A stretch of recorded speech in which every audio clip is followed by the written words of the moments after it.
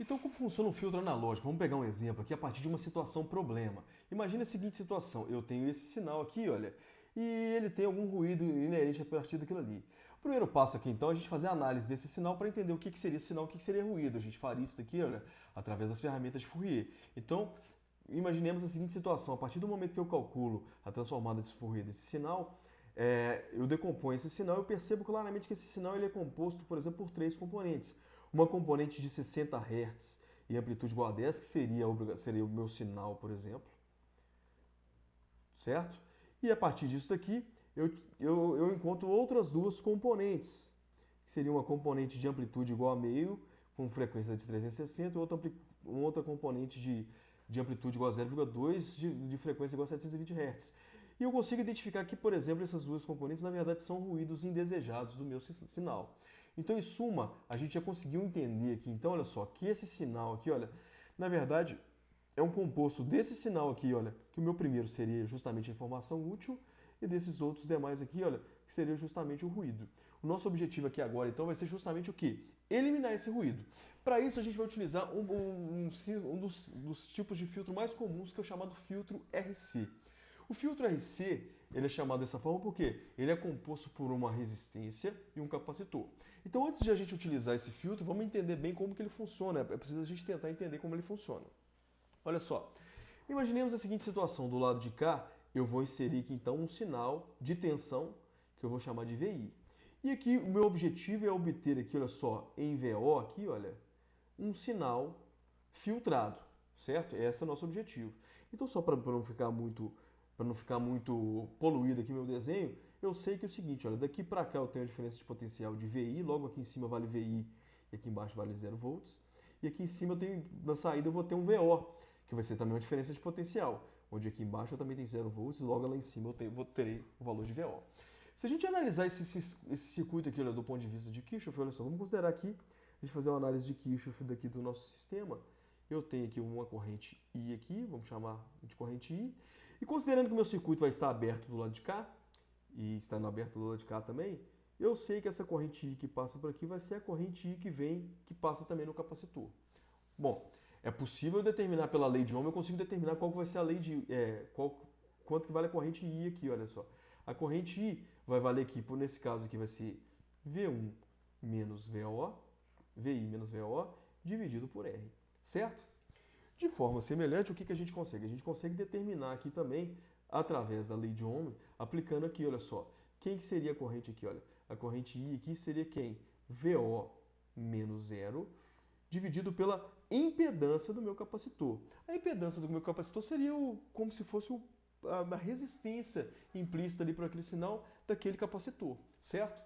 E a impedância do capacitor, a gente sabe que é o seguinte, a gente consegue determinar a impedância do capacitor, é dada por uma equação 1 sobre J ômega C, onde ômega é a frequência do sinal que eu estou aqui, no caso, atuando. Então, qual que é a frequência do meu sinal de tensão que eu vou aplicar aqui na entrada? E C é a capacitância inerente do meu capacitor. Então, dessa forma aqui, então, a gente tem que isso daqui, olha, a gente chega aqui, vai ser VO dividido por 1 sobre J ômega C. Como eu tenho uma divisão de frações aqui, olha, eu pego a primeira e multiplico pelo inverso da segunda, então nós teremos que I, então, na verdade, é quem? VO que multiplica J ômega C. Ótimo! Ou seja, olha só, eu tenho duas equações para I. Eu sei que essa corrente aqui, olha, I, eu calculei a corrente I, que é a que passa aqui em cima também, olha só, ela tem essas duas equações. Vou igualar esses termos para ver onde que a gente chega. Então, o que acontece? Olha só, igualando os termos, quem que a gente tem aqui? Olha, nós teremos que VI menos VO sobre R é igual a VO que multiplica J ômega C, certo? Muito bem. Melhorando isso daqui, eu vou passar o R para lá multiplicando.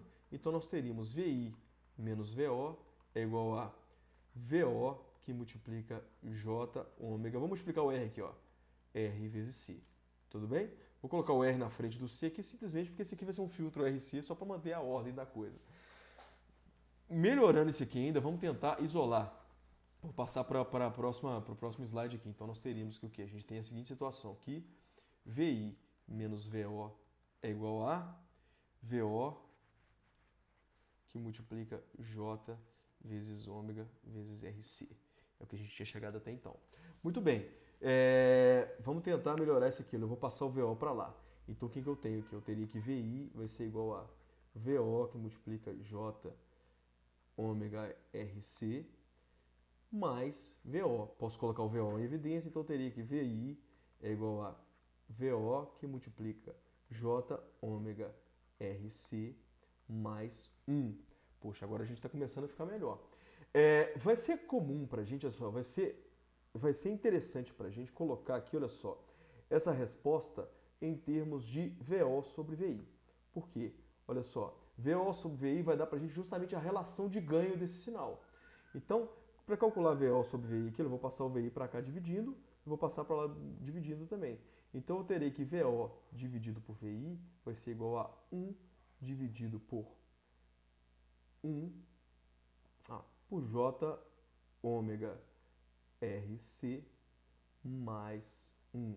Ou seja, o que eu tenho é que esse circuito aqui, olha, ele vai ter uma equação que representa isso aqui. O que é esse VO sobre VI? É justamente um ganho que eu tenho. Se eu colocar aqui um sinal, por exemplo, de amplitude igual a 2, dependendo da frequência dele, a minha saída VO do lado de cá, olha só, vai ser multiplicada por esse ganho. Tudo bem? Olha só, qual que é a grande ideia desse caso aqui, olha só. Por que isso daqui funciona como um filtro? Agora vamos entender. O que a gente encontrou aqui, olha só, foi justamente o quê? A equação que vai dar para a gente a resposta em frequência do meu sistema, ou no caso desse meu filtro. Tudo bem? Vamos fazer a seguinte simulação aqui, vamos trazer essa equação para cá de novo. Então eu tenho aqui, olha só, que o meu ganho, que é VO sobre VI, ficou igual a 1 sobre J ômega RC mais 1, certo? Joia. Tá. Vamos entender bem aqui, olha, qual que é a ideia disso daqui, olha. A ideia desse daqui é o seguinte, olha, pensando na seguinte situação, vamos pensar aqui agora duas hipóteses, né? Dois cenários diferentes. Imaginemos aqui, olha só, que em VI eu colocasse um sinal de baixa frequência, ou seja, uma frequência mais próxima de zero. Então eu vou utilizar o valor de zero para entender qual que seria o comportamento, certo? Se eu tiver aqui, olha só, se eu aplicar através dessa equação um valor para ômega mais próximo de zero, o que eu tenho? Aplicando ômega tendendo a zero, eu teria que VO sobre VI seria igual a quem? 1 dividido por...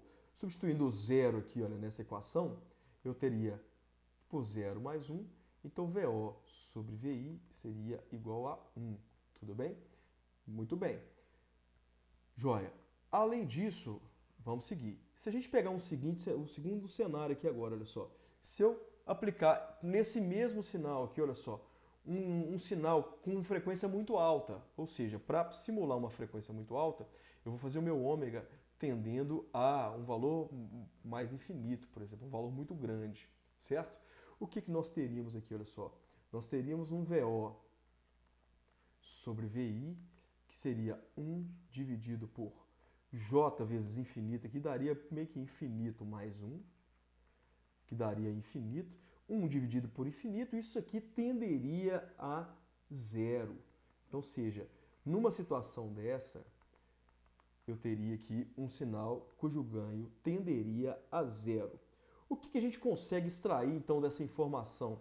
Olha só, significa que, então, olha, que se nesse sinal, por exemplo, eu colocar um sinal de baixa frequência, se o meu VI for um sinal de baixa frequência, ou seja, vamos colocar uma frequência aqui, por exemplo, mais próximo de zero, de 1 radiano por segundo, ou seja, um sinal de frequência, por exemplo, cujo ômega é igual a 1 radiano por segundo, o que eu teria? O meu ganho seria próximo de 1, já que eu estou falando de baixas frequências aqui, olha só. Para baixas frequências, o meu ganho seria um ganho de 1. Então, ou seja, vamos colocar no próximo slide. Vamos colocar nesse próximo slide aqui. A gente então viu que para baixas frequências, né, ou seja, para sinais de baixa frequência, vamos colocar aqui, para baixa frequência, o que ocorre aqui, olha, que esse meu sinal, ou seja, quando a gente fez isso aqui simulando ômega tendendo a zero, então nós teríamos que o ganho aqui, olha só, VO sobre VI tende a 1. De forma semelhante, nós vimos também que para sinais de alta frequência,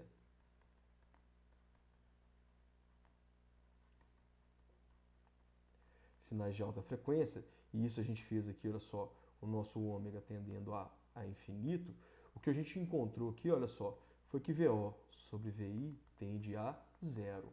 Ou seja, qual que é a interpretação disso daqui? Olha, a interpretação disso daqui seria a seguinte situação.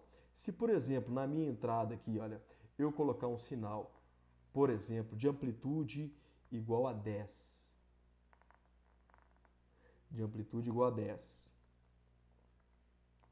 e de baixa frequência, por exemplo, vou colocar um valor de mais baixa frequência, por exemplo, ômega igual a 1 radiano por segundo, eu tenho uma situação dessa aqui, olha só, onde eu tenho uma frequência baixa. Então, o meu ganho, ele tende a 1. Então, significa que na saída aqui, olha só, eu terei um sinal igualzinho. O meu ganho, eu tenho... Meu sinal na saída aqui ele vai ser multiplicado por 1, que seria o meu ganho. Então, ou seja, a minha amplitude de 10 multiplicada por 1 não vai fazer diferença alguma no meu sinal. Então, ele vai deixar passar esse meu sinal tranquilamente. Ao ponto, por exemplo, que se eu colocar nesse mesmo filtro um outro sinal de frequência maior, vou colocar uma frequência maior aqui, por exemplo, vamos supor que eu estou falando de um sinal oscilatório aqui. Opa, vou colocar maior aqui, ó. Fazer mais bonitinho. Vamos supor que imaginemos que isso aqui fosse uma frequência, por exemplo, bem maior, de, sei lá, 1000 radianos por segundo ou 10.000 radianos por segundo. O que a gente teria? Esse sinal aqui, por exemplo, se ele tivesse uma amplitude de 1 volt até menos 1, a saída dele, o que seria? O meu ganho, a saída seria a multiplicação desse sinal por esse ganho. Como o meu ganho aqui seria igual a 0, a saída seria um sinal totalmente zerado. Ou seja, eu atenuei esse sinal. Então isso significa, então, ou seja, se no meu sinal de entrada aqui, olha, eu tivesse colocado um sinal que fosse composto desses dois, ou seja, se o meu sinal fosse esse sinal aqui de cima, acrescido desse sinal aqui, que seria a resultante, seria algo meio assim, olha. O que a gente obteria na resposta é o seguinte: o sinal de componente de frequência baixa passaria intacto, o componente de frequência alta seria atenuado. Então, ou seja, o que a gente teria como resposta aqui, olha, o que nós teríamos como resultante seria o meu sinal filtrado exatamente do jeito que a gente queria. Exatamente do jeito que a gente queria, eliminando, por exemplo, esse sinal de frequência alta. Ou seja, esse filtro aqui, do jeito que ele está aqui, olha, a gente está deixando passar baixas frequências e eliminando altas frequências. Por isso ele é chamado um filtro passa-baixa, que a gente já vamos falar melhor disso aqui mais para frente. Mas ele é chamado um filtro passa-baixa. Por quê? Porque ele permite a passagem de sinais de baixa frequência. Olha só, para a gente não ter que ficar calculando esse ganho aqui de forma geral, a gente poderia ter colocado isso daqui, olha, essa equação, por exemplo, no octave, e simulando o valor de ganho para todos os valores de ômega. Para ômega igual a 1, quanto que dá? Para ômega igual a 2, para ômega igual a 3, ômega igual a 4. Então, se a gente fizesse isso, olha só, o que a gente encontraria seria um gráfico que tem essa característica aqui, olha só, onde à medida que vai aumentando a frequência, o meu ganho vai diminuindo. E percebam que ele é igual a 1 para uma faixa de tempo, certo? E existe um ponto tal aqui, olha só, que onde o meu ganho ele é 0,07. Esse ponto aqui, olha só, é um ponto que a gente chama de frequência de corte de um sinal. Frequência de corte de um filtro. Porque o que acontece? Ele é aquele limiar frequência de corte. Ele é aquele limiar que é a seguinte situação. Ele é um limiar tal que, a partir daquele valor, a atenuação do meu sinal vai ser muito grande. Então, ou seja, abaixo de 0,7 eu já vou ter uma atenuação muito grande daquele sinal. Então, isso significa que é o seguinte: antes da minha frequência de corte, eu quase não vou alterar o sinal. A partir dessa frequência de corte, o meu filtro vai atenuar bastante aquele meu sinal que eu estou fazendo. Então, ou seja, vai ser útil para a gente, quando a gente estiver projetando um filtro, justamente projetar um filtro a partir da frequência de corte que a gente deseja eliminar. Então, por exemplo, olha só, se a gente voltar no nosso problema original, que o que a gente tinha aqui, olha só, eu tinha um sinal de frequência igual a 60 Hz e componentes de ruído, olha só, a partir de 360 Hz, por exemplo. Então, o ideal seria que o quê? Eu projetasse um filtro onde a frequência de corte ficaria próximo daqui, certo? Então, ou seja, é justamente o próximo exemplo que a gente vai fazer. Por exemplo, se eu fizer um filtro cuja frequência de corte vai ser próximo aqui a 120 Hz, por exemplo, que eu consigo tranquilamente garantir que o meu sinal antes de 120 Hz passe intacto e o sinal acima de 120 Hz seja atenuado de forma desejável.